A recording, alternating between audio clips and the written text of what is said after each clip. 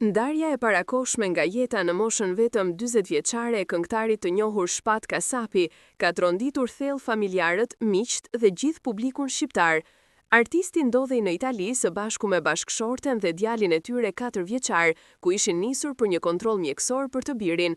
Pikërisht aty, në orët e vona të së martës, gjendja e tij shëndetësore ndryshoi papritur, duke i marrë jetën në mënyrë tragjike. Sipas dëshmisë së vëllait të tij, Albin Kasapi, dhënë për Top Channel, gjithçka ndodhi brenda pak minutash. Ai rrëfeu se Shpati kishte shfaqur shqetësime me stomakun dhe një shtrëngim të fortë në gjoks.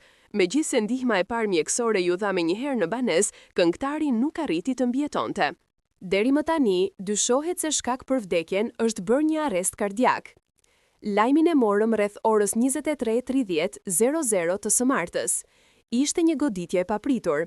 Ata ndodheshin në një provincë të Milanos, ku kishin shkuar 2 ditë më parë për kontrollin e djalit. Në darkë, Shpati pati shqetësime, pushuan pak, por më pas gjendja u rëndua. Besojmë se ka pësuar atak kardiak dhe ka ndëruar jetë në moment, tregoi Albini, ende i shokuar. Ai pohoi se Shpati kishte pasur më herët disa shqetësime të lehta me zemrën, por asnjë problem serioz që të paralajmëronte një rrezik të tillë.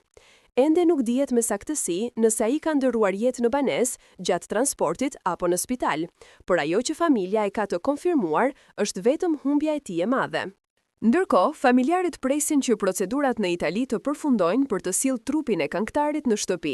Situata më e rëndë mbetet ajo e bashkëshortes dhe djalit të vogël, të cilët ndodhen ende në Itali në gjendje të rëndë emocionale.